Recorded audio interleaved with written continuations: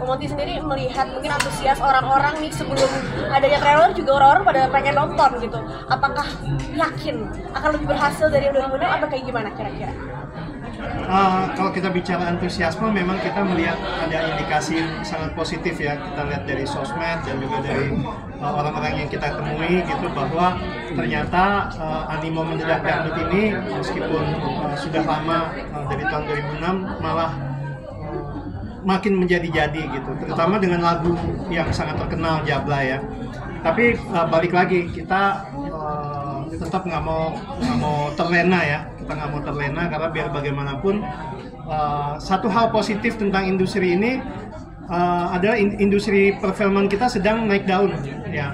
Artinya apa? Artinya memang produk-produknya bagus, disukai oleh masyarakat. Nah, berarti produk yang bagus kan bukan cuma film kita. Jadi di satu sisi kita bangga bahwa sekarang perfilman Indonesia menawarkan film-film yang baik, yang bagus. Tapi itu juga membuat kita nggak bisa langsung duduk tenang, duduk manis menganggap bahwa mendadak dangdut ini hasilnya akan misalnya katakanlah viral atau box office, meskipun itu pasti harapannya. Dan kita yakin dengan materi kita, dengan produk kita. Tapi balik lagi ya, di tengah keyakinan itu tetap harus ada kewaspadaan. Nah itu makanya mulai Pak David, Ai, dan Pak Indra, kita juga nggak mau kendor promo. Nah ini juga pasti dibantu sama kawan-kawan semua. Kita akan sangat tergantung sama teman-teman di media. Karena memang persaingan industri ini lagi ketat-ketatnya, ditambah dengan bahwa film-film Indonesia ya sudah bagus-bagus. Pemilihan Anya Geraldine sendiri ini sebagai senternya, ada pertimbangan yang dipikirkan nggak? Atau memang Anya pas dengan karakter? Nah sebetulnya kan menarik, kalau tadi saya cerita ya, frame of mindset kita saat itu, saya dan saat itu Rudi Sudjarwo saat memilih pemeran Petris di tahun 2006, siapa ya yang karakter di tahun 2006, pemain-pemain film yang bisa masuk ke spiritnya mendadak dangdut, yang artinya yang tadinya nggak dangdut jadi dangdut, yang benci dangdut jadi suka dangdut, yang tadinya kelihatannya nggak mau tinggal di kampung sekarang jadi tinggal di kampung. Itu siapa dulu? Nah dulu kita sama-sama tahu tahun 2006 itu Titi Kamal masih lagi fresh-freshnya dari AADC kan, dan AADC itu dengan segala kesuksesannya membuat Titi Kamal dan kawan-kawan saat itu mempunyai sebuah panggung yang sendiri, yang sangat tanda kutip kotak gitu. Dan Rudi saat itu bilang yang paling tidak dangdut yang dia kenal sebagai sutradara adalah Titi Kamal. Nah, mengacu kepada itu, ya balik lagi, kesalahan kita saat itu sehingga saat ini ya nggak bisa menemukan pemeran Naya dengan sangat cepat adalah kita masih, siapa yang bisa nyanyi dangdut ya tapi bisa acting, siapa yang cantik di ibu kota tapi bisa juga cantik di kampung-kampung gitu. Jadi kita udah mikirnya siapa yang bisa kombinasi antara dua dunia ini. Sementara ceritanya sendiri tidak mengharuskan dia untuk bisa hidup di dua dunia, karena dia mendadak dangdut. Nah, jadi dari situ ternyata Anya yang membuktikan bahwa dia ternyata bisa hidup di dua dunia. Saya tambahin ya. Anya berhasil memerankan sebagai Naya. Kenapa? Tadi nanti kita bisa buktikan ya. Saya bisa jamin peran Naya yang diperankan oleh Anya Geraldine paling bagus di film ini. Dari semua yang dia perankan. Ini saya klaim saya ya, bisa jadi salah, tapi saya ngerasa Anya berkembang, dan di karakter ini dia berhasil membuktikan sebagai pemain film yang layak dipuji.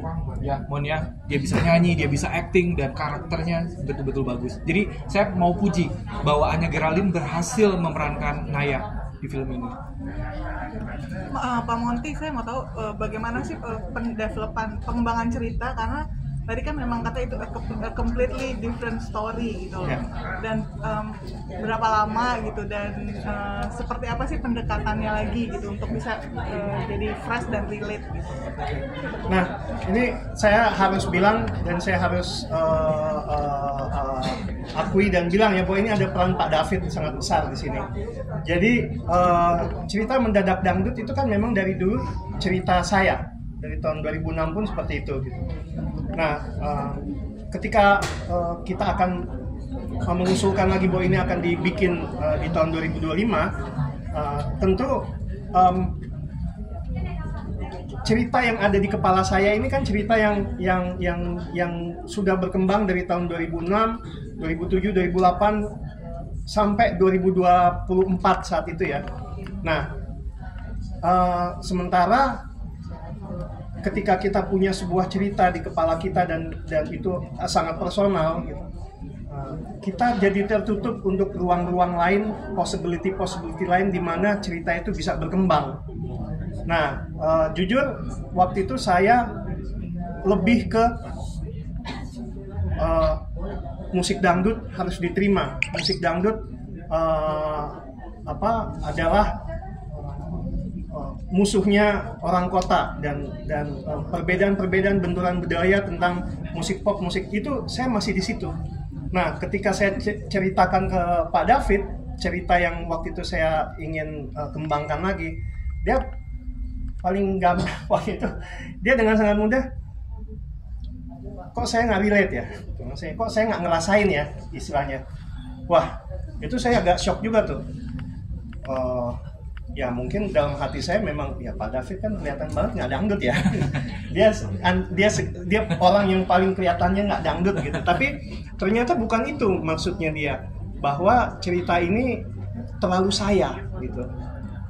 Harus ada unsur lain selain saya yang membuat cerita ini bisa diterima di masyarakat gitu. Nah, akhirnya dari situ kita koreksi dari masukan Pak David. Coba apa sih sekarang isu-isu apa yang berkembang, yang relevan untuk anak-anak generasi muda sekarang? Ya pasti generation gap antara orang tua dan anak. Kalau dulu kan hanya dari kakak ke adik. Nah, sekarang kita ada unsur-unsur seperti itu atas masukannya Pak David, yang menurut saya memang kalau cerita-cerita tentang generation gap antara orang tua dan anak, generasi Z sekarang ya dengan segala dinamikanya, itu yang kita angkat juga di Mendadak Dangdut ini. Makanya tadi saya bilang ini jadi lebih komplit untuk semua keluarga. Di sini ada kakak adik, ayah ibu, suami istri, ayah anak, lengkap.